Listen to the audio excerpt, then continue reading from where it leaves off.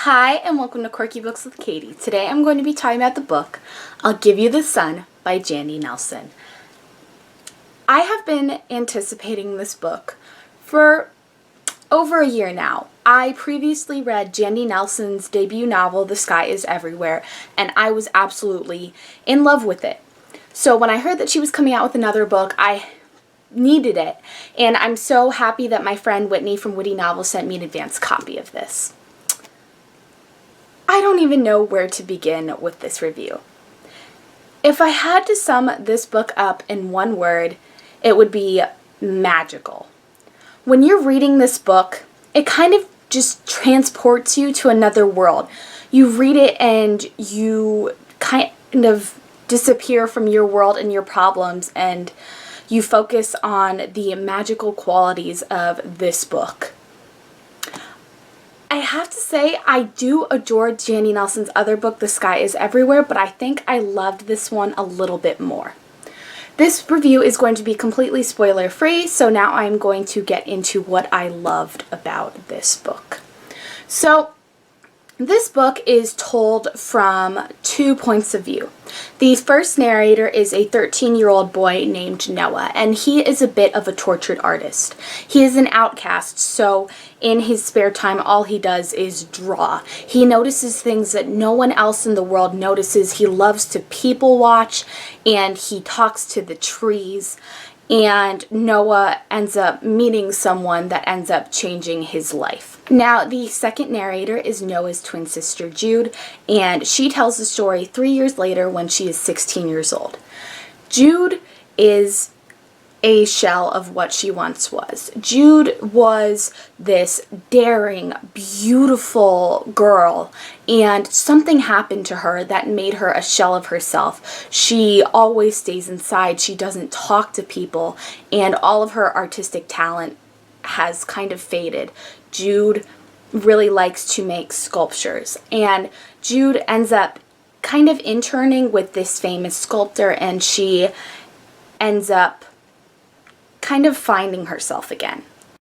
Now, I will admit that this book did take a while to get into for me. I read the first few chapters and I didn't know where it was going, but once you finally make the decision, I'm going to stick with this book, it was just so good. I related to this book in so many ways. It wasn't even funny.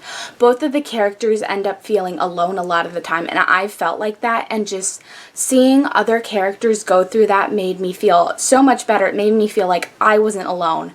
And something that I love about Jandy Nelson is that, at least with me, it feels like she looked inside my brain, saw what I was feeling, and wrote it on paper. And I don't know of a lot of other authors' books that I read where I feel like that. And I was really close to tears in this book, not because it was sad, which it was, but because I really felt like I could relate to it. Both the characters have problems fitting in, and I felt like that, and I feel like so many other people have felt like that too. Even though nothing has happened to me, which is like the horrible events that have happened to these characters, I felt like I could really relate to this story. One of Jandy Nelson's other great talents is her writing. There are so many quotes in this book that made me really just think. I had to put down the book and just think about the quote and what it meant. This book is just a really deep book, and there's so much underneath the surface. And Jandy Nelson's writing is just so beautiful and lyrical, and you could definitely see that she improved from her first book, and it was just, I loved this book to pieces. And something that didn't happen in this book that usually happens to me when I read dual POV books, I end up liking one character better than the other and always kind of skim through the pages of the other character. I loved both these characters to death. I loved Noah and I loved Jude, and I loved seeing their journeys to becoming the people that they were meant to be. Both of these characters went through so much in this book, and I loved seeing them grow and progress. If I had to pick a favorite character, I think it might have to be Jude, just because I really felt for her, and I have felt like she did in my life before, but I loved both of the characters, and they are both my babies, and I love them so much. Something else that this book features is romance. It's not really a prime aspect of the book. It doesn't really overshadow the other aspects, although I did love both the love interest. I loved Noah's love interest as well as Jude's love interest. And I feel like the main thing about this book is that there's something for everyone in here. It is a darker book, so if you don't like darker contemporaries, I'd say maybe stay away from this, but this book has romance. It has things dealing with depression, anxiety, suicide, gay characters, feeling alone. It's just something that has so many issues that everyone can relate to, and I just loved this book to pieces. I cannot recommend it enough. If you've been on my channel for a while, you guys know I don't really do a lot of reviews, mostly because for me to do a review, it has to mean that the book really spoke to me and I really took something away from the book. And with this book, I knew the second I finished it that I had to make a review because I love this book so much.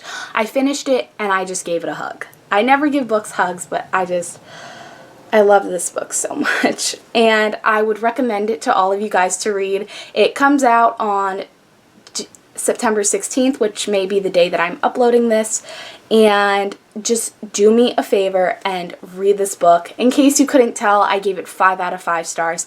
It is by far one of my favorite books that I've read this year, and I really can't wait to see what Jandy Nelson does next. So if you have read this book or Jandy Nelson's other book, The Sky is Everywhere, let me know in the comments down below. So thank you guys for watching. Be sure to subscribe to my channel, and I'll talk to you again soon.